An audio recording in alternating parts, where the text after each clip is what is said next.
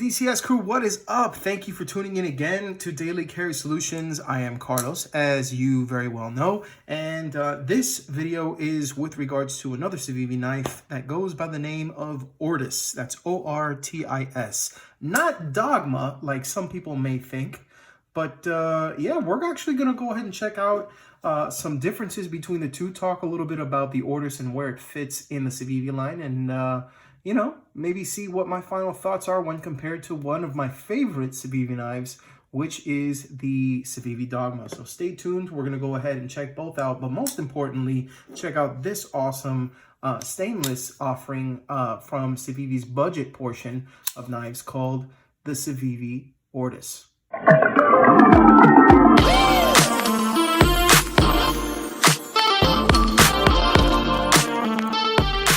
Alrighty guys, welcome back to the channel. Now, as I said before, today's knife du jour is the Civivi Ortis. Now, there are a couple of variants that this particular knife comes in. This particular one was provided to me by the Apex Pass Around on behalf of We Knife Company and Civivi, so shout out to them. I did a just an EDC review. I haven't been using it too much because obviously I want to leave it in as good condition as possible for the next reviewer who will be checking this out. But in the meantime, I did have it in my pocket enough to be able to go ahead and give a couple of good and constructive criticism thoughts on this particular knife, especially when compared to one of my favorite Civivi knives that seems to get overlooked by just the sheer amount of releases that are coming out from Civivi, and that is the Civivi Dogma. So first and foremost, if you check both knives, it's a pretty close match. I'm going to see if I can maybe zoom in a little bit so you can see it a little bit better. But when you go ahead and match up both of them, and I'm going to see if I can do it this way so I can get them as close to the pivots as possible, you will see that the Dogma is slightly longer, okay, overall, than the Civivi Ortis. Now, the reason being is that if you look and if you line up the actual scales themselves, you will notice that the scales are slightly shorter on the Ortis and the blade is slightly shorter on the Ortis as well. So what's interesting is, at first glance, a very quick glance, you'll notice that they're eerily similar with the blade shape. But if you put them together next to each other, and I'm going to line them up as closely as I can, so I can get them as level as possible right here at the pivot. There's certain things that seem to poke out just a little bit more, like say the thumb hole is a little bit shorter on the Dogma, and the blade length seems to be a little bit longer on the Dogma. So I thought that was kind of interesting, and even little things like say the pivot. When you look at the pivot on the Dogma as well as the Ortis, you'll notice the Ortis has a smaller pivot, and the Dogma has a larger one with the C, okay? Black dot hardware on the Ortis, and on this particular Dogma you have the stainless hardware and the blasted deep carry clip, which by the way is a slightly different variant than the clip on the Ortis. Okay, I'll go ahead and do a quick 360 on both. So this is the back, this is the clip side, this is the front, so you can see the lockup on both. You can see the black liners on one, the blasted liners on the other. Both are stainless. Then you have the show side on both. You have the back, blade, and blade. Okay, so moving on. I'm going to go ahead and place this knife here, and the specs will be right here for the Civivi Ortis. Really nice knife. Overall, I like the design, and I feel like this one came out as a result from a lot of the feedback that came out from the Dogma. Let me see if I can go ahead and adjust the window one more time. Kind of put it back to where it was. Whoop, there we go. Right? Okay, good. That's good enough. Now, and the reason why I say that is because the Dogma, while it was a very good knife, people kind of looked at it as said, you know what, I think it's pretty cool that it has that kind of homage to the old school the slip joints and the trappers with that kind of jig bone design. And if you don't know what I mean, this is what I mean. There's like kind of like a bone and then jigged design here with the case scales. Okay, this is an older case slip joint that I have. Really awesome stainless made in USA model. you know, it's got that surgical steel. It's nothing compared to either of the steels that are on here, but in any case, it's a nice homage when you compare the kind of jigged pattern and that kind of old school look on a new school knife with that G10. Now, what they've done on this one is they have instead of utilizing G10, they've used FRN, but they've actually used it in a pretty ingenious way. They've modified the FRN, excuse me, not the G10, but the FRN in a pretty ingenious way by just, you know, adding some nice milling in the design. So it kind of makes it feel, while you do feel it and you're like, okay, this is obviously not G10, and you know, it borders on the kind of cheapy side, the feel. In all truth, this would actually feel like something where you initially, you're like, this feels kind of cheap, but it doesn't, you know what, actually, I kind of like it. You know, it was one of those things where that's exactly how I felt when I picked it up. It feels nice in the hand. You don't have a lot of, you know, bumps or anything like that to where, you know, your hand is meant to, you know, potentially catch in certain areas to kind of get that kind of locked in feel that you see in a lot of knives. So as an example, here's one from Concept. It has this kind of like bump right here and it has like a ridge. So if you have a certain kind of size hand, it fits well. But then if you are part of the people that do not have that size hand, you know, say it's a smaller or a larger hand, those kind of bumps, they tend to get in the way. So having something like this is actually, it's actually a really good thing in my particular opinion, aesthetically, for this kind of knife.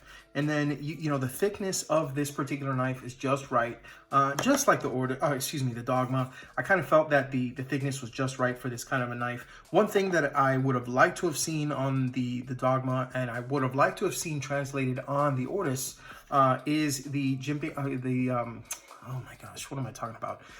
Yeah, some kind of jimping here in the back, so I can go ahead and keep a nice purchase right here with my thumb while I'm going through some more slicey type of tasks, and it doesn't have that. But the truth is, with the way that it's designed, there's a nice enough purchase from just holding on to this here that you're really not going to have that slip out in the hand.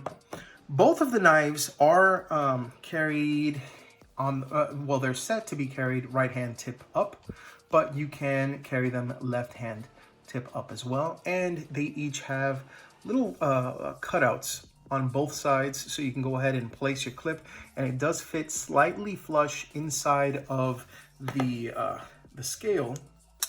Although in truth, even this particular model sits just slightly proud of the scales, but it does have flat screws, so that's nice. Now, with regards to the inside, and let me see if I can kind of show it there.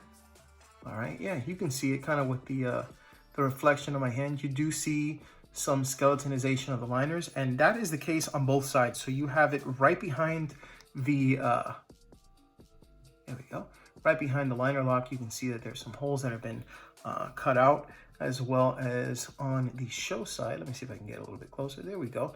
You can see those holes that have been cut out there to kind of save it a little bit in the weight category. And I do like the fact that with this particular model, while they kept the blade stainless, which is a 9CR 18 MOV blade, by the way, I'm pretty sure, yes, and it does say it right down there. The rest of the body and the parts, with the exception of this little part in the pivot with the C, everything is blacked out. So I thought that was pretty cool. And one thing I did also notice that they did on this particular model is they used all of the hardware that is, yes, that's right, T8 only. So that's great because for smaller screws, especially for cheaply made screws, it's very easy to break, you know, or actually strip them. I mean, between stripping the you know, the Torx bit or just the screw itself, it becomes just a nightmare to be able to go ahead and take these knives down. Luckily, Civivi knives have always been pretty easy to be able to take apart, clean, service, and put it back together. And they have amazing actions with the fact that, you know, a lot of them, including this model and the Dogma, run off of bearings. So now let me go ahead and take these two and put them right here and cycle a few knives in between them so you can kind of see the size of how it compares not only with the Ortis but the Dogma as well, which I have previously reviewed. So we will start off with Concept Knives 2.26 inch bladed Little Main Street. This is from Dirk Pinkerton, and as you can see, he is in a category all of his own. Talk about a Napoleon complex there, right? That's the Italian of the group. We have the Kershaw Bare Knuckle. Great design. Seems to find itself in my pocket all the time whenever I am not EDCing a knife for review on the channel. What else do we have? We have, oh, here's one you don't see very often. This is the Gareth Bull designed, we manufactured and drop marketed Mura from, well, yeah, We Knife Company, sold exclusively through Drop, which is no longer available, and that stinks. But yeah, really, really cool knife. Carbon fiber scales there. We have the Hogue Knives Deca, another USA-made lightweight knife. Elishewitz design and CPM 20 CV steel. It's very, very similar in size and just overall construction for, you know, the frame, the handles itself, and the blade. Just maybe slightly smaller in the blade than the other two. Here's one you don't see very often. In fact, I think this is the first to be seen on the channel. This is, oh, there we go. There we go. All right, this is the Revo Knives Berserk. Clearly a larger knife. Nice and bulky, you know, but it feels like it can really put in some work. This is Revo Knives, which is the budget subsidiary of Battle Runner Systems. 9CR18 MOV steel. This one. And to finish it all off, let me go ahead and put another USA-made knife. This is the ProTech Les George design. Great ProTech SBR. Okay, so now, if you were in the market and you were looking at these two knives, which one should you choose? Well, the truth is, number one, I'm just going to say you're going to get the one that pops out to you the most. And, you know, most people like the new kid on the block. And if you're going to choose the new kid on the block, it's going to be the Ortis, okay? I'm not saying that the Dogma is the old dog, because the truth is it's not. It's a fairly recent knife, but the problem with both of these knives, and I said this with the Pintail as well, you have so many knives that are converging into the knife market from a lot of different companies, and so many of them are actually coming from the same company, which is Civivi, okay? Either through Civivi or through We Knife Company or Sencut, which is their new budget subsidiary, that it kind of takes knives like these and it kind of pushes them into the foreground a little bit. Well, excuse me, it pushes them out of the foreground into the background a little bit, and it just, I feel it doesn't get its due process, if you will. And I say that because there are, you know, a lot of great knives and great thoughts that are coming out from Civivi, and I'm not knocking any of their knives at all. You know, whether it's the Backlash, whether it's, you know, the Elementum, whether it's the Hooligan, whether it's the Pintail, whether it's the Dogma, you know, I mean, and there's so many more that have yet to come out, including, you know, the Hadros, which is the Civivi design that Dylan Mallory actually allowed me to go ahead and show a prototype on the page. I'll go ahead and post that video at the end, by the way, if you're interested, along with the video for this. But, you know, with all of that that's coming out, I feel like the frequency with their releases and then just blasting the market with all of these new designs is taking away from the sales and the possible appreciation of knives like the Dogma and the Ortis, okay? So, in short, I will say it like this. If you feel that you are into a knife that is a new age homage to classics like, you know, the case, you know, the slippies with this kind of texturing, go for the Dogma. It's a great knife. They do have variants. They have brass and they have bronze versions. They have a lot of different variations that are out right now. It is a popular knife. It is. But it's not nearly as possible as it could be because of the just sheer amount of releases that they have now. That being said, taking this away, my thing with this one is that not a lot of people are going to be guided to this because of the fact that it is a semi-stainless steel that is used for this particular variant of the model, which is the budget version, and that's D2, okay? D2 is a great steel, and I've come to appreciate the Civivi D2 because here in Georgia, where I live, it's actually performed extremely well. I've never had any D2 rust on me on any of my blades. In fact, the only blade that I've ever had rust on me has been a BD1N blade. It's BD1N steel. I don't know why, but it seemed to rust no matter what I was doing to kind of keep it in, you know, good shape. I kept it in the same condition as all my other ones, but that's for another story. Now, for this particular blade, it is not D2 steel. I think that they wanted to be able to create something and listen to feedback from people who wanted a knife that was very similar to, you know, the Dogma, okay? But it didn't have kind of like this jigged look, and they wanted to keep something, you know, and just constant with the time. So they did bring in the FRN, but they did laser out this kind of, I don't want to call it stippling. It's kind of like a laser engraving to be able to go ahead and keep it nice and grippy while keeping it comfortable. And I do like that. But what they also ended up doing is they took it and they switched the steel from the semi-stainless D2 to 9CR18. 9CR18 MOV. That's what they ended up doing. So it is a stainless. It is a step up from your average, you know, 420 high carbon, 8CR. 13, OS 8, that sort of thing. And it's proven itself. It's actually proven itself really well. So if you're looking for something that's a full stainless, you can go for this one and you will not have a problem. I honestly will tell you that their D2 is you know, done really well. But I mean, you know, your mileage may vary depending on where you live. You might get more moisture where you're at. You might sweat more where you're at. You might be subject to more corrosive elements. And in that case, I would recommend something pure stainless, you know, instead of just your standard semi-stainless. So if that's the case, I would tell you, go with the Ortis. But in all honesty, you will have a winner either way with the Dogma or the Ortis. But this is not a review on the Dogma. It is on the Ortis. And just as a comparison, I did bring this guy out. So you do have winners. Now, which do I own? Well, you guys already know. This is my personal Civivi Dogma. I love this knife. And if somebody wanted just your standard non-elementum Civivi knife that I could recommend, this guy all day. So, but that said, if you pick something like this up, honestly, I would not be opposed to it. And I'd be like, yeah, man, you got yourself a nice knife. I mean, you can, you know, carry it both left and right hand carry. It's got great action. It runs on bearings. Comes in a couple of different variants. It does feel nice and comfortable in the hand. This, you know, all black look looks really nice, especially when paired up with the stainless. Kind of makes the stainless pop. I will say that after a while, you know, the coating that is on this is going to eventually wear, especially at the pocket clip. This is just a painted pocket clip. It's not something like an oxidized, a black oxide kind of finish on there.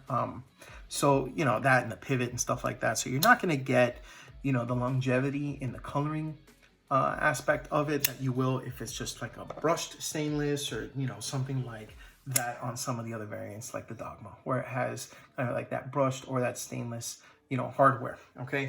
Now, that being said, just remember, guys, whether it's the Ortis or the Dogma, okay, you're going to get a great knife. And personally, I would buy the Dogma and I would buy the Ortis.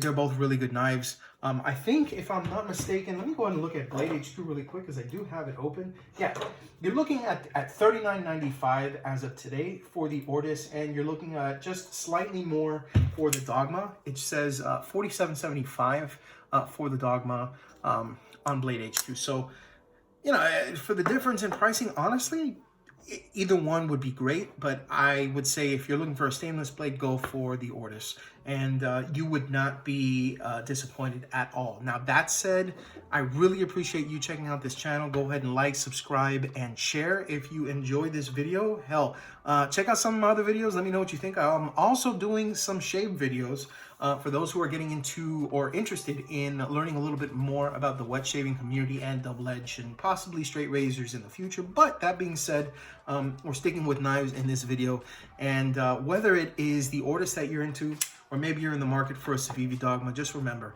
if you EDC, think of DCS. You guys have been great. Guys, I'm Carlos. Gotta go. I'm gonna go ahead and put this through its paces along with the Dogma, and I'll see you guys next time. Take it easy, guys. Peace.